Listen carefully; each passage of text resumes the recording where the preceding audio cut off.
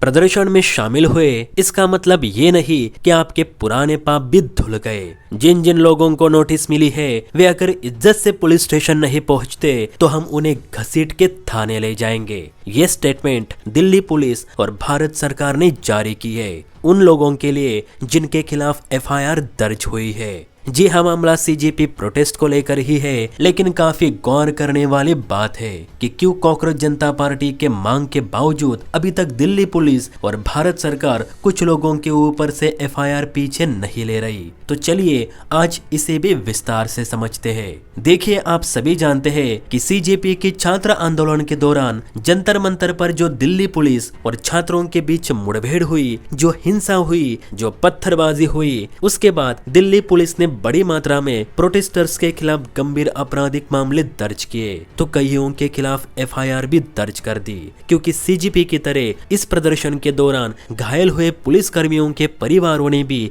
Press conference करके न्याय की मांग की है, जिसके चलते दिल्ली पुलिस ने दर्जनों लोगों पर एफआईआर दर्ज कर दी। अब इसी बात को लेकर सीजेपी और भारत सरकार में बहस जारी है। जब ये मामला बीते दिनों सुप्रीम कोर्ट पहुंचा था तो सुप्रीम कोर्ट ने भी कहा था कि जो छात्र प्रदर्शन के दौरान शांत रहे, कोई पत्थरबाजी नहीं की, जिनका बीता कानूनी रिकॉर्ड क्लियर है, उन्हें कुछ नहीं होगा। लेकिन जिन्होंने प्रदर्शन के दौरान अपनी हदें पार की, आंदोलन को हिंसा में बदलने की कोशिश की, पुलिस कर्मियों पर पत्थर फेंके, उनके साथ मारपीट की, तो इन पर कार्यवाही तो होगी। अब इस पर कॉकरोच जनता पार्टी के स्पोक्स पर्सन सौरभ दास ने सुप्रीम कोर्ट को चैलेंज देते हुए कहा था कि उसे सुप्रीम कोर्ट की कोई भी शर्त मंजूर नहीं, जो मांगे हमने सरकार से कही है वही होगा, और अगर सरकार ऐसी नहीं करती तो हम फिर से प्रोटेस्ट शुरू कर देंगे। सुप्रीम कोर्ट हमें रोक नहीं सकता।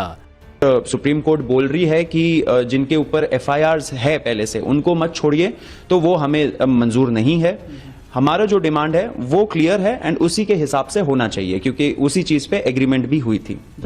हालांकि इस पर भारत सरकार ने फिर एक बार सीजेपी को समझाते हुए कहा है कि जो मांगे सीजेपी ने हमसे की थी वो हम बेशक पूरी कर रहे। इवन हमने धर्मेंद्र प्रधान का इस्तीफा मंजूर कर दिया। पेपर लीक के बाद जिन छात्रों ने आत्महत्या की उनके परिवारों को 1-1 करोड़ देने की प्रोसेस भी शुरू कर दी है। एंटी पेपर बिल भी पास कर दिया। इतना ही नहीं तो प्रोटेस्ट के दौरान लगभग सभी स्टूडेंट्स पर कोई भी कार्यवाही नहीं की। लेकिन जिनका रिकॉर्ड सही नहीं उन्हें हम नहीं छोड़ सकते।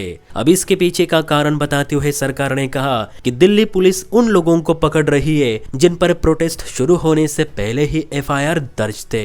दिल्ली में ऐसे बहुत से लोग हैं जिन्हें पता चला कि जंतर मंतर पे बड़ा आंदोलन हो रहा है, सरकार को झुकाने का प्रयास हो रहा है, तो ये लोग भी बहती गंगा में अपने हाथ साफ करने आए। इन्हें ये लगा था कि प्रोटेस्ट में शामिल हो जाओ, दंगे करो, और बाद में जब सब क्लियर हो जाएगा तो इन पर लगे एफआईआर भी हटा दिए जाएंगे, क्योंकि इन्हें मालूम था कि प्रोटेस्ट खत्म होने के बाद सीजेपी ऐसी मांग सरकार से जरूर करेगी। इसलिए ये लोग सिर्फ इसलिए इस प्रोटेस्ट में शामिल हुए थे क्योंकि इन्होंने जो प्रोटेस्ट से पहले कांड किए थे वो फ्री में यानी बिना सजा काटे माफ हो जाए। लेकिन ऐसा नहीं होगा। जिन लोगों पर पहले से एफआईआर है उन पर कार्यवाही जारी रहेगी, क्योंकि अगर हमने ऐसा नहीं किया तो उन लोगों का क्या जिनके साथ इन हैवानों ने दुष्कर्म किए हैं। इसलिए ये लोग इज्जत से थाने नहीं पहुंचे तो इन्हें कुत्तों की तरह घसीट के पुलिस स्टेशन पहुंचा दिया जाएगा, और इस पर सरकार अटल है। अब मेरे हिसाब से सीजेपी ने सरकार की ये बात मान लेनी चाहिए, क्योंकि सभी को माफ करना मतलब अपराधियों को और एक अपराध करने का मौका देने जैसा होगा। फिर भी आप बताना, आप सीजेपी की बातों से सहमत है या फिर भारत सरकार की? कमेंट करके अपनी राय जरूर दे। जय हिंद।